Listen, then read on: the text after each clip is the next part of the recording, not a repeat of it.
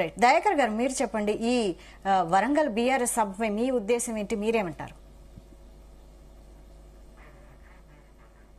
దయాకర్ గారు ఆడియో రావట్లేదు, head phones తీసి మాట్లాడండి. బీఆర్ఎస్ పార్టీ టిఆర్ఎస్ నుంచి బీఆర్ఎస్ గా అవతారం ఎత్తి ఒక 2 ఏళ్లు మాత్రమే అవుతుంది.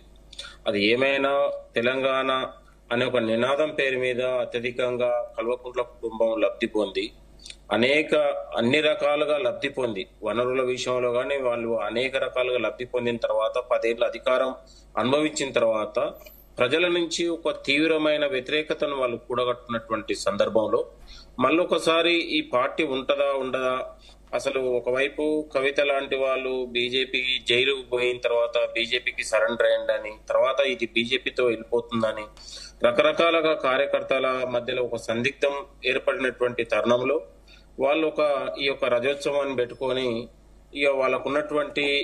గత ఉన్నటువంటి 10 ఏళ్లలో సంపాదించినటువంటి పైసల్ని ఇంకో దాన్ని మొత్తం కూడా తీసి మళ్ళొకసారి కార్యకర్తలకు జోష్ నింపి మేము కూడా లైవ్ లో ఉన్నాము, ఎక్కడి పోము,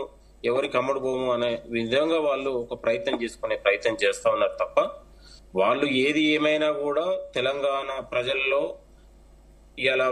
కల్వకుంట్ల కుటుంబం కావచ్చు, కేసీఆర్ కావచ్చు, కేటీఆర్ కావచ్చు, హరీష్ రావు కావచ్చు, వీళ్ళందరూ కూడా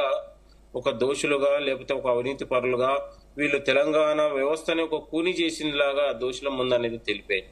కాకపోతే వాళ్ళు ఒక ఉద్యమ అనే ఒక నినాదాన్ని ముందల వేసుకొని తెలంగాణ రాష్ట్రాన్ని మేమే తీసుకొచ్చినాం, తెలంగాణ మేము లేకపోతే తెలంగాణ రాష్ట్రమే రాదనే విధంగా వాళ్ళు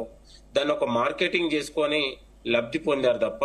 తెలంగాణ రాష్ట్రాన్ని ఇచ్చింది కాంగ్రెస్ పార్టీ, తెలంగాణ ఉద్యమాన్ని మొదటి నుంచి బతికించుకుంది గాని గౌరవించింది గాని ఒక పోరాట రూపాన్ని ఏర్పాటు చేసింది కూడా కాంగ్రెస్ పార్టీ అనే విషయాన్ని మీరు మర్చిపోవద్దు. ఇవాళ యూపీఏ ప్రభుత్వంలో ఉన్నప్పుడు గౌరవనీయులు సోనియా గాంధీ గారు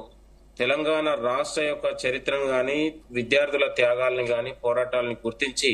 తెలంగాణ రాష్ట్రాన్ని ఎట్టి పరిస్థితుల్లో రాష్ట్రం వీళ్ళకు ఆవశ్యకత ఉంది అనే విషయంలో ఎన్ని ఒత్తిళ్లు ఉన్నా, ఎన్ని కష్టాలు వచ్చినా, ఎన్ని నష్టాలు వచ్చినా కూడా తెలంగాణ రాష్ట్ర ఆవిర్భావం అయిపోయి ఆమె అడుగులు వేసింది. ఒక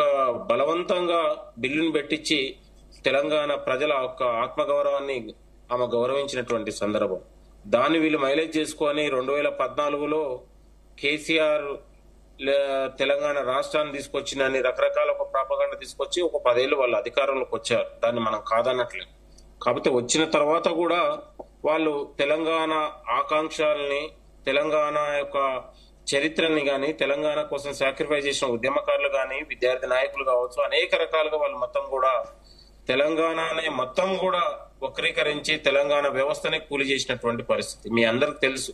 10 ఏళ్ళు పాలించినప్పుడు వాళ్ళు అవకాశాలు ఎవరికి ఇచ్చారు, 10 ఏళ్ళు పాలించినప్పుడు వాళ్ళు తెలంగాణ ఫలాలను ఎవరికి ఇచ్చారు, తెలంగాణ సంపదను ఎవరికి దోచిపెట్టారు అనే విషయాన్ని మనం దోచిపెడితే మీ అందరు కళ్ళ ముందు కనపడతా ఉంది. ప్రాజెక్టుల విషయంలో కావచ్చు, నిధుల విషయంలో కావచ్చు, నియామకాల విషయంలో కావచ్చు, అనేక రంగాలుగా తెలంగాణ వ్యతిరేకులకే వాళ్ళు తెలంగాణ వ్యవస్థను సంపదను కూని చేసుకొని అసలు తెలంగాణ రాష్ట్ర సమితినే వాళ్ళు రద్దు చేసి భారత రాష్ట్ర సమితి అని పెట్టి ఇవాళ దేశవ్యాప్తంగా ఆనాడు ఉన్నటువంటి ముఖ్యమంత్రి కేసీఆర్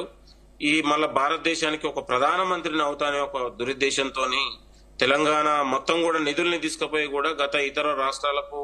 ఇతర ఉన్నటువంటి అనేక విధాలుగా మహారాష్ట్ర కావచ్చు, పంజాబ్ కావచ్చు, అనేక విధాలుగా తెలంగాణ సంపదను దుర్వినియోగం చేసి దుబారా చేసి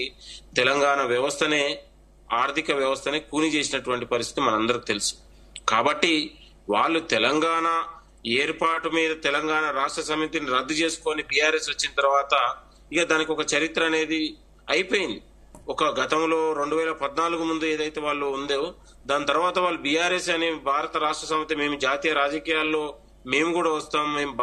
మేమెందుకు ఒక తెలంగాణ వాళ్ళు దేశవ్యాప్తంగా దేశానికి ప్రధానమంత్రి ఎందుకు కావద్దు, తెలుగుడు ఎందుకు కావద్దు, తెలంగాణ అని రకరకాలుగా వాళ్ళు మాట్లాడిన తర్వాత వాళ్ళు తెలంగాణ రాష్ట్ర సమితిని రద్దు చేసుకొని బీఆర్ఎస్ పార్టీని పెట్టుకున్నారు. బీఆర్ఎస్ పార్టీని పెట్టుకున్న తర్వాత వాళ్ళ చరిత్రని ఇవాళ రూపుమాపు చేసుకున్నటువంటి పరిస్థితి. ఇవాళ ఏంటంటే కార్యకర్తల్లో కావచ్చు, ఒక పార్టీలో కావచ్చు,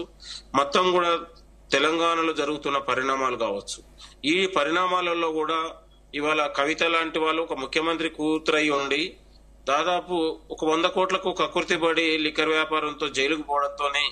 వాళ్ళకు ఉన్నటువంటి చరిత్ర గాని నీతి గాని ఎట్లా ఉందనే తెలంగాణ సమాజం మొత్తం కూడా నవ్వుకున్నటువంటి పరిస్థితి. ఇలా బీజేపీకి వాళ్ళకు తలకాయ నోట్లో పెట్టుకొని వాళ్ళు ఆడిస్తున్నటువంటి డ్రామా. ఇవాళ కార్యకర్తలు గాని తెలంగాణ మేధావులు గాని అసలు బీఆర్ఎస్ పార్టీ వచ్చేసారి బీజేపీ బీఆర్ఎస్ ఒకటవుతారు. వీళ్ళు విధానాలు కూడా మొత్తం కూడా ప్రత్యక్షనో పరోక్షంగానో కూడా బీజేపీ విధానాలకు వీళ్ళు మద్దతు ఇస్తా ఉన్నారు. ఎప్పుడు కూడా బీజేపీ విధానాలను వ్యతిరేకించలేదు. కాబట్టి తెలంగాణకు నిధులు ఇవ్వనప్పుడు ఇలా పార్లమెంట్ మన బడ్జెట్ సెషన్ లో తెలంగాణ రాష్ట్రాన్ని వివక్షత సూచించినప్పుడు బీఆర్ఎస్ నాయకులు ఎక్కడ కూడా భారతీయ జనతా పార్టీ నాయకుల మీద గాని మోదీ గారి మీద ఎక్కడ కూడా వాళ్ళు నోరు మెదపలేదు. కానీ ఒక విమర్శ చేసే ప్రయత్నం కూడా చేయలేదు. ఇవాళ తెలంగాణ మొత్తం కూడా హక్కులను కాలరాసే విధంగా ప్రాజెక్టుల విషయంలో కావచ్చు, ఇవాళ పాలమూరు రంగారెడ్డి లాంటి జాతీయ ప్రాజెక్టు కావచ్చు, బయ్యారం ఉక్కు గని కావచ్చు, ఇంకా ఉన్నటువంటి ప్రాజెక్టుల పైన లేకపోతే తెలంగాణ వనరుల పైన గుర్తించడంలో గాని జాతీయ హోదాలో కల్పించడంలో విఫలమైనప్పుడు కూడా ఇవాళ బీఆర్ఎస్ నాయకులు కావచ్చు, కేటీఆర్ కావచ్చు, హరీష్ రావు కావచ్చు, కేసీఆర్ కావచ్చు, ఏ రోజు కూడా మోడీ గారిని కావచ్చు లేకపోతే ఇలా కేంద్ర మంత్రుల్ని విమర్శించడంలో వాళ్ళు మొత్తం కూడా వాళ్ళ అడుగులకు మడుగులొత్తే అంశాన్ని కూడా మనం అందరం చూస్తా ఉన్నాం. కాబట్టి ఇవాళ కాంగ్రెస్ ప్రభుత్వం వచ్చిన తర్వాత ఇవాళ తెలంగాణ ఆకాంక్షలు గాని తెలంగాణ ఆత్మగౌరవాన్ని గాని ఉద్యమకారిని గుర్తించడంలో గాని లేదా అందరిని తెలంగాణ రాష్ట్రాన్ని ఎక్కడ కూడా మనం ఇవాళ సంస్కృతిని కాపాడడంలో గాని లేకపోతే సాంప్రదాయాన్ని కాపాడడంలో గాని ఇవాళ గద్దర్ లాంటి తెలంగాణ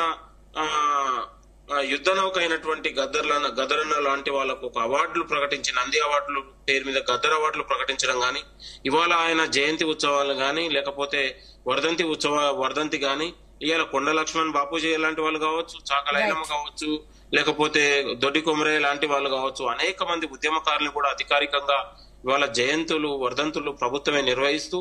తెలంగాణ కోసం పోరాడినటువంటి ప్రతి ఒక్క ఉద్యమకారుడికి గుర్తింపించే విధంగా ఇవాళ కాంగ్రెస్ ప్రభుత్వం ఆలోచన చేస్తా ఉంది. ఇవాళ గతంలో వీళ్ళు 10 ఏళ్లు ఉన్నప్పుడు గద్దర్ లాంటి వాళ్ళని అవమానం చేసి గద్దర్ లాంటి వాళ్ళని అవహేళన చేసినటువంటి చోటనే ఇవాళ ప్రభుత్వం గౌరవించుకుందనే విషయాన్ని మీకు గుర్తు చేస్తా ఉన్నాం. ఇవాళ నంది అవార్డులను రద్దు చేసి గద్దర్ అవార్డులు ఇవ్వడం అంటేనే తెలంగాణ యొక్క